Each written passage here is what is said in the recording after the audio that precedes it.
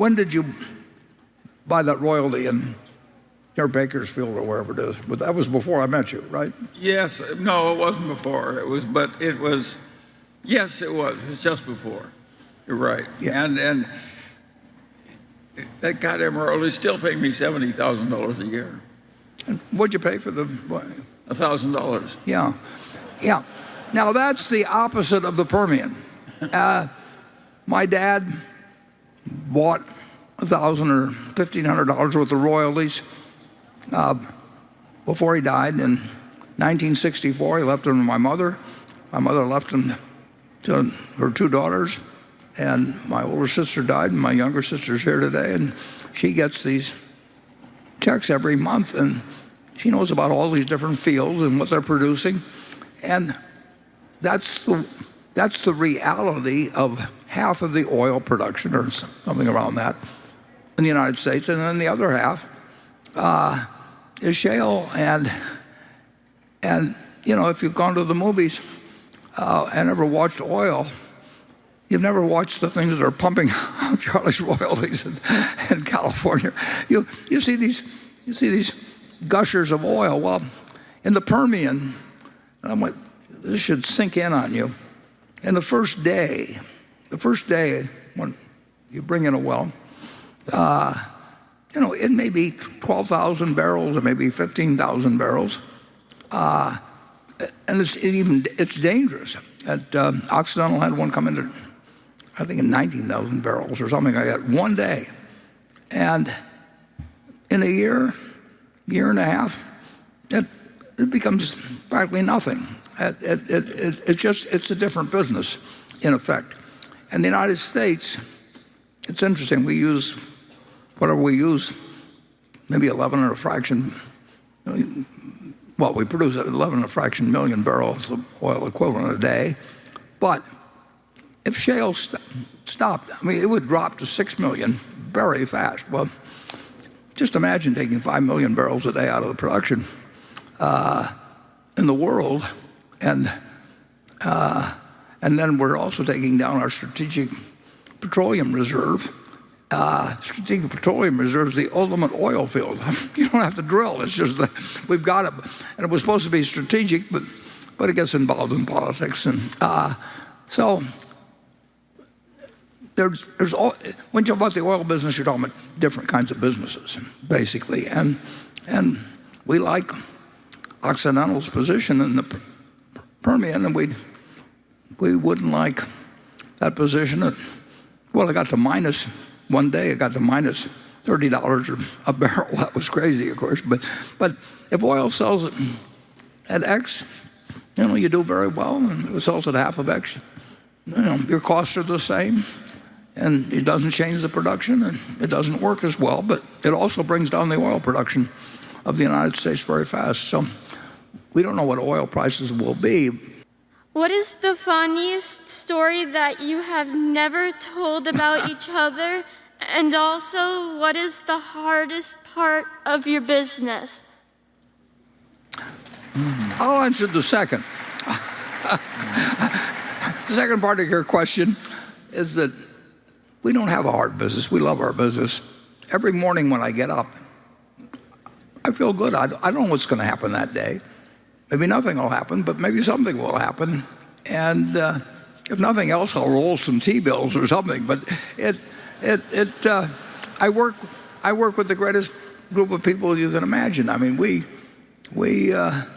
like each other, and nobody is after anybody else's job or anything of the sort. It's ideal working conditions, and it's 5 minutes from my home or thereabouts. So I haven't spent my life commuting. I just can't imagine having anything better. And Charlie's got a lot of funny stories you haven't heard, but we'll see which one he comes up with. Well, I think Warren and I are naturally so ridiculous that we don't need very many funny stories. We each do things that are peculiar enough so that we can keep one another amused. Tell him what you told the lawyer when we were buying Hochschild Cohn. I don't remember. You tell him. Well, you remember it was 1966, and we were down in Baltimore buying a department store, and we needed a lawyer. And we needed a lawyer who was nearby and would do exactly as told. And Charlie came up with a very good lawyer from Wilmer Cutler's, I believe. And I don't know whether Charlie remembers the instructions he gave the lawyer or not. No, I don't. Oh, well, Charlie told the lawyer, who we'd never met before, and he said, well, he says, treat Warren like, I was 36 at the time, or 35. He said, treat Warren like any other 90-year-old client.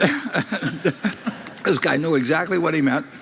And we made the deal in a hurry, and then we went to the bank, First National Bank, I believe it was or Maryland National Bank, actually. And there was a fellow named Cammy Slack there, wasn't it, Charlie?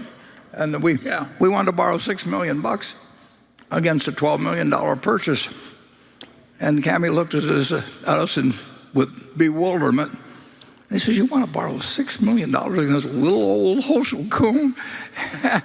And Charlie and I said something to the effect, well, the Maryland National was our first call, and if they didn't want to do it, we had another bank we'd go to. And anyway, they let us the money. But when he said little old Hochul coon, we immediately started thinking, maybe this isn't the best deal we've ever seen in our lives. And from that point on, we were trying to figure out how to sell it.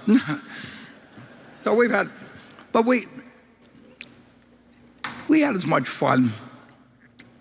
Sandy Gottesman was involved with us then too, and we had as much fun out of deals that didn't work in a certain sense as the ones that did work. I mean,